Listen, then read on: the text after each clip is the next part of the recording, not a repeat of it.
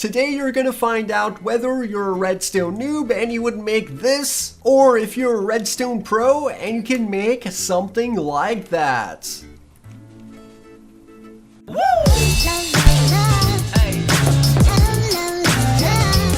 Yo, how's it going guys, and welcome back to my Minecraft world. Today we're doing another Redstone Pro versus Redstone Noob creations. You guys really wanted to see this again, so be sure to take 1 second to crush that like button, and also don't forget to subscribe, and once you have subscribed, hit that bell button to get notifications on your phone and be the first to see my videos. Either way, let's go ahead and just list off some of the things we'll be taking a look at today. Now we have 7 different types of creations, which include escape exits, item sorters, armor stand swappers, bridges, lava pits, enchantment rooms, and mining traps. Those are the things we're going to be taking a look at. Of course, it's a noob versus pro creation, so be sure to vote on which one is the best, and also tell me whether you're a noob redstoner or a redstone pro. And yeah, you can sort of use this video to kind of compare your skills. So the first set of creations we will be taking a look at are the escape exits. Now since it's an exit, we're starting off from underground, and this is going to be our noob creation first. It is a basic redstone lift. When I go ahead and hit this button, it's going to pull down the floor from above, which could be anything. In my case, it's grass blocks, since my escape exit is on the outside. Then I hit this button to send it back up. And as you guys can see, our 2x2 grass block area is now flushed with the ground. So I think that's a pretty cool creation, but I would consider it a noob creation because it's so simple to build, and it's sort of like a manual system. Now I do have a way to get back down there, but the whole point of an escape exit is so that it closes behind you, and that way you don't have a way of coming back or someone using it as an entrance to your base. But I do have like this hidden input over here. You basically drop a block and then it sends the lift back down. You can jump down and go into your house. But yet again, this is not supposed to be here. It's just for the video so I can get back down there when I need to. So the pro version to our escape exit is located right over here. It's only 1 block large and it's automatic, which is why I consider it a pro version. Now of course we will not have an input on the outside yet again, but I just have it here to open up the hatch, which I think is located right on this block. So let's go ahead and step on that and then hit that button, and we should get dropped down. I just had to walk forward there, and boom, it closes right behind us. Now this is normally where you'll be starting off for our escape exits, and yeah, say for instance we're under our house and we want to escape someone attacking it. We basically just jump onto that slime block, step over here, then hit that button, and check this out, it basically launches us up and closes the ground right beneath us. It's a lot faster than the noob version of this.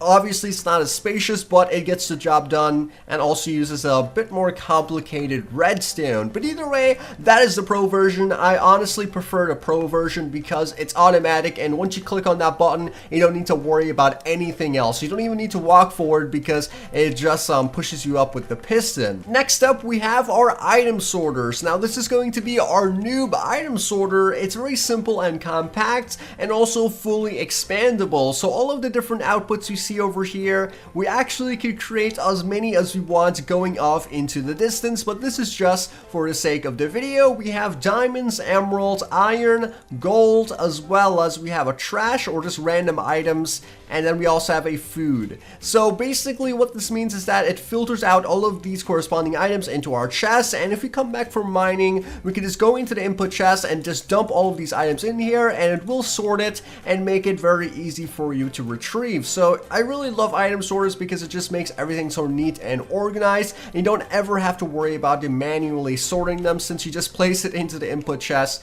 and it all gets you know, outputted here. Now what's cool about this is that you can also place down double chests just like that and just expand the wall forward, but you know, just for the sake of the video, I just have the chest as one simple chest. But either way, let's go ahead and take a look at the insides of some of these, and I think they're all gone. So let's take a look at the inside. We have 10 diamonds like I had in my inventory, 6 emeralds, 4 iron ingots, 7 gold ingots, we have 4 cooked pork chops, and finally for the quote-unquote trash items or our junk, we have the 11 gold ore that I previously had in my inventory, as well as our diamond sword and our diamond pickaxe. So as you can see, it works quite well, and even though it's a noob creation, it's very fast to build, and I think I would prefer this one because, I mean, just look at the back, there's really not a lot of redstone there, but it is just amazing. Either way, let's go ahead and take a look at the pro version of this creation. So this is going to be our pro item sorter. Now to the left we have the input, to the right we have the retrieval, and right in front of us we have all of the different items with buttons to basically retrieve them,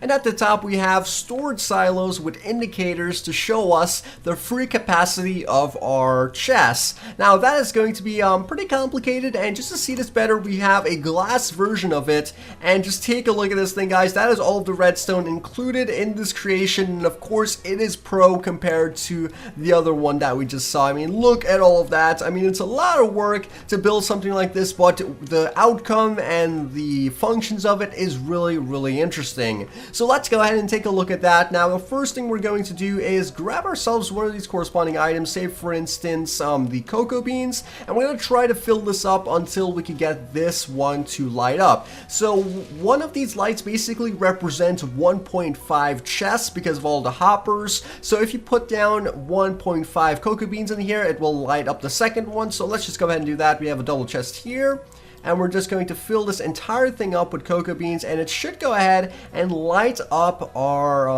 second light for our cocoa beans storage silo. And if it doesn't, we'll have to place down another chest and make sure it turns on. But either way, that is the input, and that is how this works, the storage silo indicators. But now let's retrieve our items. Now we have a pickup station over here, like I said. And say for instance I want to go ahead and pick up some of our potatoes, carrots, and wheat. I simply grab or hit that button, and then I come on over to this side where I could grab those items, and then our minecart chest comes up over here, and as you guys can see we have wheat as well as carrots and potatoes, and we can actually grab all of these items since our hoppers will filter in more items. So if you guys are wondering, like, well, there's only one minecart here with one minecart chest, how do we have 3 of these lights lit up? Well, down here we actually have hoppers, of course, filtering those items into our minecart chest, like I mentioned, and we have 1 of our double chests here, 2 and 3, as well as all the spaces inside of our hoppers. So there's a lot of storage, and once I send this thing back down, it will indeed fill up again. So let's go ahead and hit that button. It's going to go down, and once it's there, we could go ahead and call down another minecart. As you guys can see, it just went back. Now I am going to call down our nether wart, so I could grab ourselves some of that. And by the time all of this is happening, I am just going to see if this, lights up. So as you guys can see, that's going to take quite some time. We might come back to it at the end of the video if you guys want to see that. But as you can see, when I right click on that, we could get all of our nether warts, and then, we could just empty this out because there's so many items, my inventory is completely full. I hit that button to send it back, and it will go down and then park itself right underneath that storage silo. So as you guys can see, our items are taking quite some time to actually get filled. So what I'm going to do is come down here and place a bunch of those into our chest manually. So as you guys can see, our first chest is still filling up, and inside our second chest, I basically place a full stack of our items already, and then we go back up to the top, and as you can see, our second light is now lit.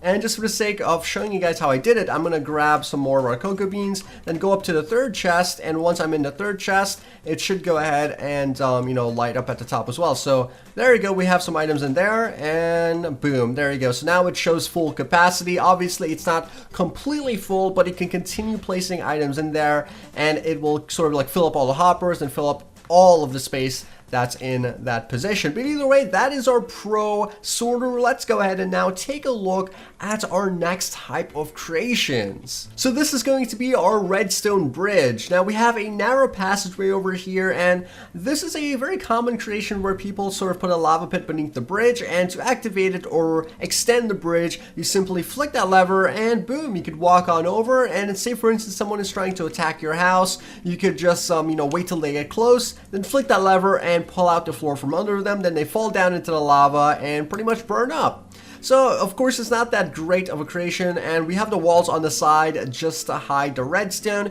You can of course add in like bushes or something if you're at the front of the house to, just hide all of these pistons from the top, or maybe add slabs. But as you guys can tell, it's a very noob creation and really doesn't even use that complicated of redstone. Now, as usual, there's a lot of redstone in the pro versions of these creations, but here we have it, the Redstone Pro drawbridge, and yeah, that's basically the same type of lava pit down there, except we have two different extendable drawbridges, which could also be retracted into the walls over here, as you guys can see. But let's go ahead and activate it and see it for ourselves. Now we're going to hit that button. It's going to push out our bridge just like that, and then it's also going to put the slime blocks back into the wall. How cool is that? So now we just see a bridge, and it's like nothing was there, and then we can walk over and get to the other side. I really love that because it does get rid of those slime blocks and doesn't have it like exposed, and it would look really ugly if it was like that, or it could just be fine. I mean, some people wouldn't mind,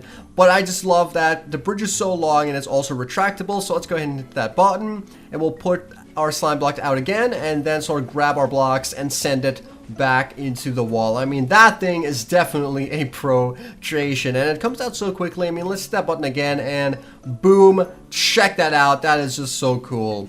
Okay, so I honestly would prefer this one, but tell me what you guys think in the comment section down below. Let's move on to the next set of creations. Here we have the noob version of the armor stand swapper. We're on a different world, which is an empty world, so you can actually see all of the redstone involved, and there's really not much, but it still gets the job done and creates a three-way armor stand swapper that changes between diamond, gold, and iron, or any other armor choices that you would like. But either way, let's go ahead and test this out for those of you that don't know what it is. As you can see, we have a diamond armor. If we don't want this, we could switch it into our another armor set, which is our iron armor, or we could just go out with our gold armor if we're feeling fancy that day. Now, this is of course something that is not required in Minecraft, but is done very easily using this particular creation, which is our noob armor stand swapper. So here it is, our pro armor stand swapper. This thing is actually an armor stand swapper with a case and a passcode.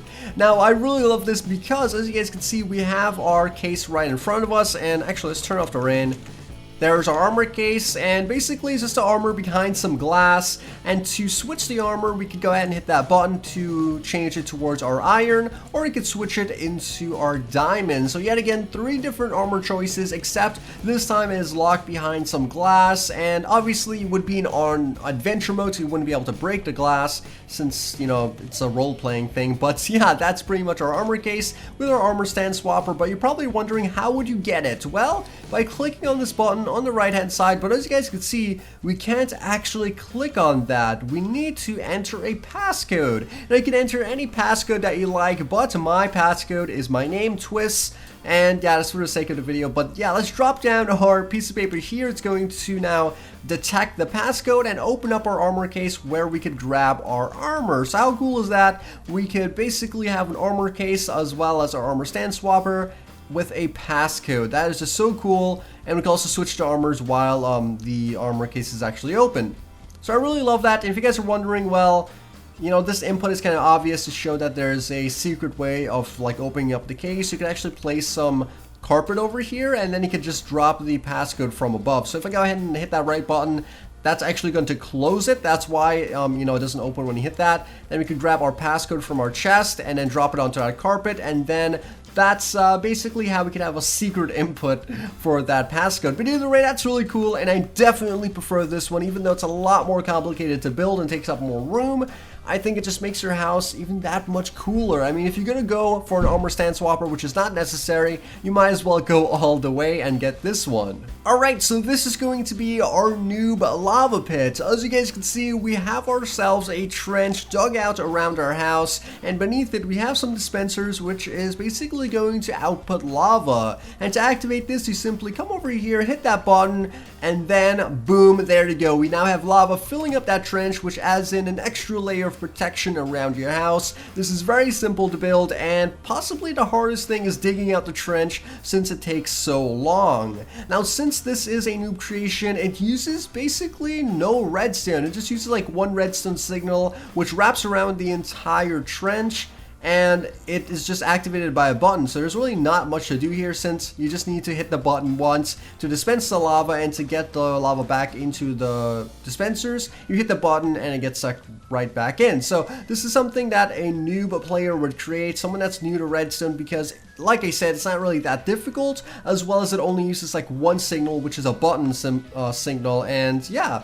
But it's a pretty cool creation. Let's go ahead and take a look at the pro version. Check this out, guys. This is what the pro version of that lava pit looks like. Now, this one is going to have a laser detection system, which basically opens up a hidden lava pit when you walk over it. Now, a few things you want to keep in mind if you're creating something like this is that you need to make it in a very narrow space, which is why my lava pit is located in a, very narrow kind of mountain entrance, but it's also fully expandable. So if you want to expand the laser detection system or the lava pit, you could do that as you please. But since it's a video, I had to sort of make in my own barriers, such as the mountains over there, as well as we have a wall that basically funnels you into the area of our laser detection system, and it works best, of course, in adventure mode. Now, one thing to keep in mind is that we do have an deactivation button, as well as a way to reset the system, which is located right down here. Now, you could send any redstone signal down to this position, and it will turn off our laser detection system, as well as reset it if you so choose. But now, let's go ahead and take a look at this thing in action. We simply walk on over our laser detection system when it is red, and then because it is red, it will go ahead and open up this lava pit and then drop us down into the lava. It is indeed a very pro version of the previous lava pit, but I don't really think it's that effective, but it's something that I wanted to include in the video. And as you guys can see, once you walk over that laser detection system, when it is activated, the red beacons go away. And when you also deactivate it, the red beacons go away, just to show that it is safe. But anyways, let's go ahead and hit this button to, reactivate the actual trap. It's going to close that area back up. As well, it's going to, relight our laser detection system. So let's go ahead and try this again. I mean, you do have to time it perfectly. You have to make it a certain distance away from the lava pit. That way they fall down. But you could also add in a much larger lava pit if you so choose. I said larger twice, but yeah, I think it's really cool. I honestly would prefer the new one because, like I said, it's a lot easier to trade, as well as I think it's much more effective. Now we'll be checking out our enchantment rooms. This is going to be the noob enchantment room, and it's just made out of glass so you can see all of the redstone. It's really not that complicated. It just has pistons attached to some redstone, and when we place down a redstone torch over here, it's going to push our bookcases out of the ground, which we can then use to enchant our items. So if we go ahead and grab ourselves a sword and place it into our enchantment table, as you guys can see, we can now enchant up to 30 levels. And if I destroy that torch, it's going to send it back into the ground, and I can only enchant up to 7 levels. So it does make a huge difference. And the reason you would want a hidden enchantment table like this one is, say for instance, you have a very small room with limited space. You could use the room as a storage area if you want to place down like items all around it, but you could also place down a torch and transform it into an enchantment room. So this is really cool, but it's quite newbie since the enchantment table is in plain view, as well as since it just uses a torch and redstone. So here it is, the pro version. This one is completely flush with the floor, as you guys can see, and the input is located right down there. For the sake of the video, I didn't move the input because sometimes it messes up the entire system, but of course our actual creation is outlined with our quartz block, and if we come down over here and enter the input, it's going to start removing those blocks and opening up our hidden enchantment room. So as you guys can see, it opens up pretty quickly. And once again, we could grab ourselves an item and take a look at the enchantment levels. We can enchant from 5 to 30 levels yet again. It's similar to the last one, except it's a lot more complicated to build. It is a pro creation and is completely hidden in the floor. So you could use this room for a dance floor if you want, and you could dance right above our enchantment table without even knowing it. But that is so cool, and I really like that. So let's go back down here and activate it again to basically close up the area. As you guys can see, it will start moving the blocks, and then it should completely hide this area. So that is just really awesome, and I would prefer this one over the last one because it just completely hides it, as well as it does it very quickly and efficiently. So my vote goes for the pro version of our enchantment room. We're gonna walk into this cave to bring us to our final type of creation, a mining trap. Now you can use this to troll your friends, but we have ourselves a simple mining trap which has a diamond or precious ore as the bait. Now what we need to do is basically grab ourselves a pickaxe and place this diamond block, specifically one block, into the wall. That way, like an unexpected victim tries to walk up close to it to mine it, and once they're standing in the spot, they mine the block, and then the floor opens up from beneath them and they get burnt up in the lava. And I quickly changed to creative mode because I didn't actually save my position, so I really didn't want to lose all of the creations that I built. But yeah, this thing is super simple to build, and I do prefer this over the pro one because, I mean, just take a look at this, guys. All we have here is a piston, a sticky piston with a block on the face of it. We have a lava pit right at the front that is one block large. Then what I do is I basically grab myself a precious ore. In my case, it's going to be a diamond ore. Place it one block to the back. That way, like, you know, they come up close to it and they try to mine it. If it was on the wall over here, you would stand a little bit back from it because you normally wouldn't like go right up next to it to mine it. But either way, yeah, I placed it one block back. Then I placed down a redstone torch at the back of it. And this redstone torch basically activates that bit of redstone dust, activating our piston. Then I place some blocks on the right hand side. That way it looks like natural since you have like another layer back there. And then when you break the block, you basically fall into lava. And that thing is a super easy to build and reset. I mean, you can just place any block there, and then you could just, you know, place down a torch to reset everything. And what I mean by placing down anything is that it doesn't necessarily need to be an ore block. It could just be anything that makes them want to break it. But either way, that is our new one. I really prefer that, but let's go ahead and take a look at the pro version. Now, the pro one uses the same concept, except it takes it to a more sneaky level. Now, first things first, I do want to point out that we're on a separate world once again, and this thing is built in the air and made out of quartz, but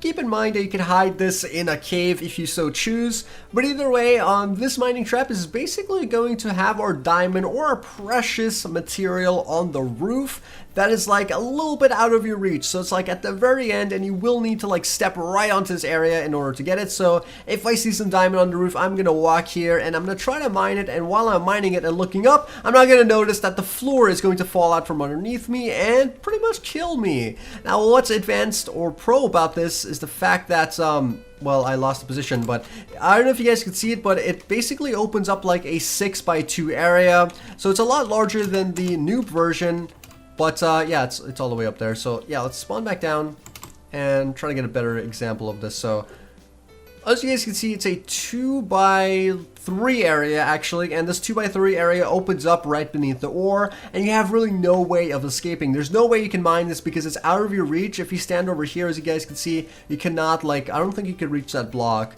And even if you did, it would just drop the item into a pit, or it just drop you out of the world. So yeah, that's basically the pro one, and it uses a slightly more redstone, nothing too complicated. It just uses like a monostable circuit and a block detection system, basically like a block updater, and then that, you know, activates the slime block door at the bottom, inverts it, and then pushes it back out. Now this is resettable, so if I go ahead and kind of grab myself a diamond ore here and place it back in this position, it should go ahead and reset the floor. So as you guys can see, that's pretty much that. I hit the ore, or destroy the ore, while I try to mine it, and then it retracts our slime block floor, and I fall down to my death. So guys, that is basically going to wrap up today's video. Tell me whether you're a Redstone noob or a Redstone pro in the comment section down below. Also be sure to check out part 1 of this video, as well as you could go ahead and see how to build any of the things you saw in this video by clicking on the Redstone Tutorials playlist. Either way, this was Twist, and I'll see you guys next time.